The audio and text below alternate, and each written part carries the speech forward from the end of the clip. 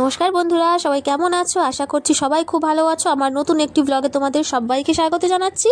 দেখো, আজ কিন্তু আমি অনেকদিন পরে ব্লগ ভিডিও দিচ্ছি। ব্লগ ভিডিওটা দেয়াই হচ্ছে না, ভিডিও শ্যুট করছি কিন্তু খাপছাড়া হয়ে যাচ্ছে মাঝখানে, আবার সন্ধ্যাবেলা করা হচ্ছে না, কখনো রাতে শ্যুট করা হচ্ছে না, সেই জন্য ভিডিওটা আমার দেয়াই হচ্ছে না। তো দেখো, আমি আজকে এটা হচ্ছে রবিবারের ভিডিওটা আজকে আমি শেয়ার করছি বৃহস্পতিবার। তো দেখো, এটা হচ্ছে এই যে সকালবেলা উঠে গেছি, উঠে তো আগেই ফার্স্ট কাজ আমার হচ্ছে দুধ জাল দিয়ে নেওয়া মেয়েদের জন্য। মেয়েদের মানে বড় মা খায়, ছোটো মা তো খায় না দুধ। ও হচ্ছে ওই চা, একটু লিকার চা দিয়ে বিস্কুট ভিজিয়ে খায়।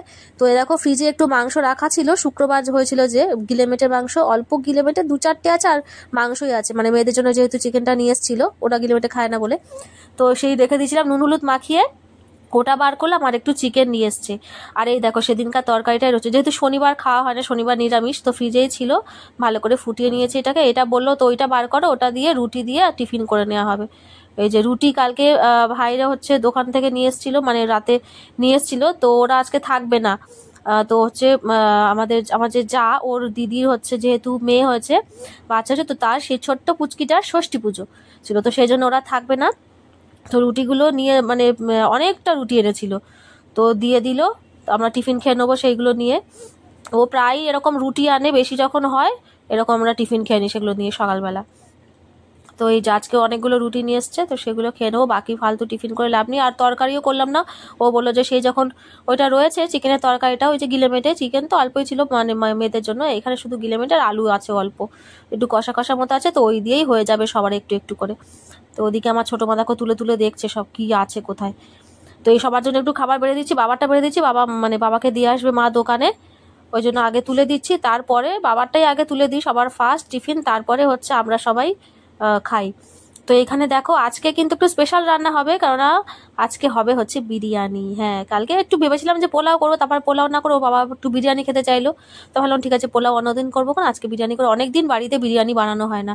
তো দেখো, যে চিকেনের মধ্যে আমি দইটাকে মিশিয়ে নিচ্ছি, একটু টক দই।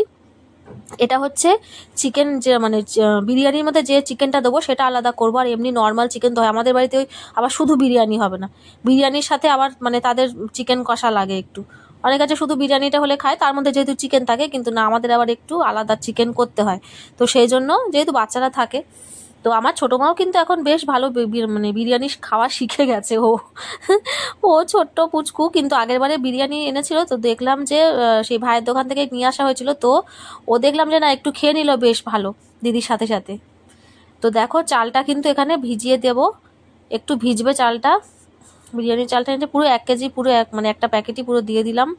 আর এই দেখো, এই মশলা কিন্তু আমার কাছে ছিল, একবার একসাথে 3-4টে এরকম এনেছিল, তো এই একটা মানে বেটে রাখলে না, এইটা 3বার হয়ে যায়, এটা এতটাই মশলা থাকে, দেখো অনেকগুলো থাকে একসাথে। তো এইটা বিরিয়ানি মশলাটা ভালো করে একটু মানে বেটে সবগুলো রেখে দেবো, আবার যখন করা হবে তখন আর কি। এই হতো আগে একটা প্যাকেট ওরকম করা হয়েছিল গুঁড়ো, সে ওরকম 3-4বার চলে গেছে সেই মশলাটা। আর কারণ আমি তো খুব একটা মশলা মানে ইউজ করি না, যেরকম দোকানে অনেকটা মশলা ইউজ করে সেরকম তো বাড়িতে করি না, বাড়িতে একটু হালকা হয়।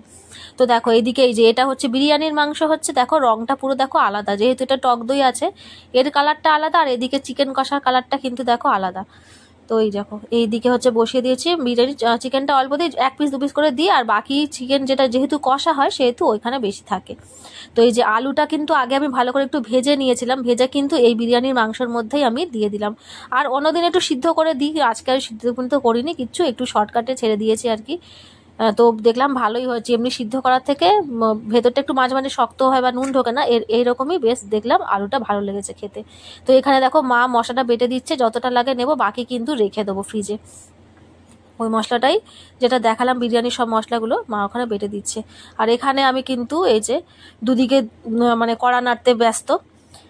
আর গরমটাও পড়েছে কিন্তু এখন, মানে মারাত্মক রকমের, এখনই এত গরম, তাই ভাবছি যে মানে কি হবে কদিন পরে, মানে তিষ্টাতে দেবে না। এই যে রান্নাঘরে না, মানে দাঁড়ানো মানে পুরো ঘেমে চান হয়ে যাবে এই রান্নাঘরে দাঁড়িয়ে দাঁড়িয়ে। কি করব, রান্না তো করতেই হবে, আমাদের তো রান্নার মানে আমাদের ছুটি নেই, মানে হাউস ওয়াইফদের কোনো ছুটি নেই, মেয়েদের আর কি, তাদের মানে সব কিছু ছুটি থাকে, কিন্তু আমাদের কোনো ছুটি নেই, রান্না করতেই হবে, কিছু করো আর না করো।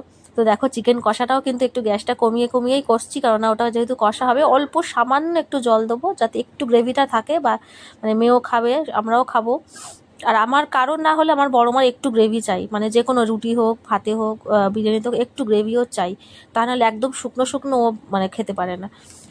তো এইখানে দেখো এই যে বিরিয়ানির মশলাটা যেটা মা দিয়েছে সেটা কিন্তু আমি দিয়ে দিলাম, খুব বেশি দেবো না, অল্পই দেবো। আর আমি কি মানে ওই 1 চামচ ভর্তি করে পুরো দিয়েছি আর কি। আর আমি কিন্তু মানে বাড়িতে বিরিয়ানি করি, আমি কোনো গোলাপ জল কেওড়া জল কিচ্ছু ইউজ করি না, শুধুমাত্র মিঠা আতর যেটা সেটা 3-4 ফোঁটা দুধের সাথে মিশিয়ে দিই। ফুড কালারও মানে ইউজ করি না।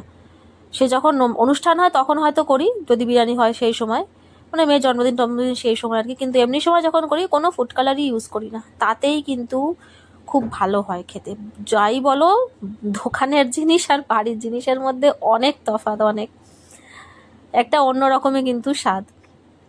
আর বেশ হালকা হালকা হয়ে মানে ভালো লাগে, অত মানে গন্ধযুক্ত খাবার আর বাড়িতে খেতেও চায় না। মানে বাড়িতে হচ্ছে বিশেষ করে মা আর আমার মেয়ে বলো ওর বাবা বলো সবাই কিন্তু বাড়িতে করা বিরিয়ানিটা বেশি ভালোবাসে আর কি। তো দেখো এই যে ভাতটাও করে নিলাম, নিয়ে বিরিয়ানিটা সব রেডি করে একেবারে খাওয়ার টেবিলে দেখা করছি। দেখো বিরিয়ানি আর চিকেন কষা হয়েছে, আর কিছু হয়নি। এই যে চিকেন কষা আর চাটনি, এই যে চাটনিটা কিন্তু ছিল, এটা ছিল, আর করতে হয়নি।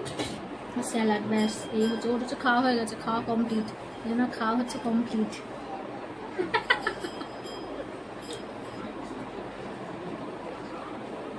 সবার খাওয়া হয়ে গেছে, আমি হচ্ছে লাস্ট, আমি আরও বসেছি লাস্টে খেতে। মেয়েদের খাওয়া গেছে, বাবা মা খাচ্ছে, ওই রকম আইসক্রিম খাচ্ছে।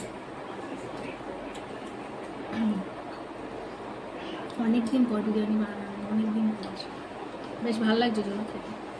তোমার বড় মেয়ের আবদার সব সময়। হ্যাঁ, তোমার বড় মেয়ের আবদার, বড় মেয়ে আবদার আবদার, আচ্ছা হ্যাঁ হ্যাঁ, বিরিয়ানি। বিরিয়ানি না পোলাও এই নিয়ে একটা হচ্ছিল, তো বলে বিরিয়ানি হোক তাহলে, চল খেয়ে নিই।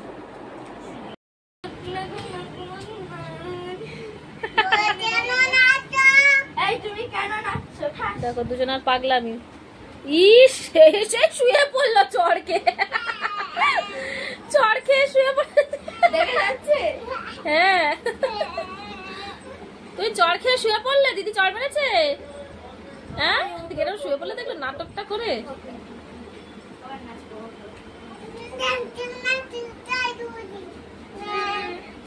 আস্তে আস্তে আস্তে,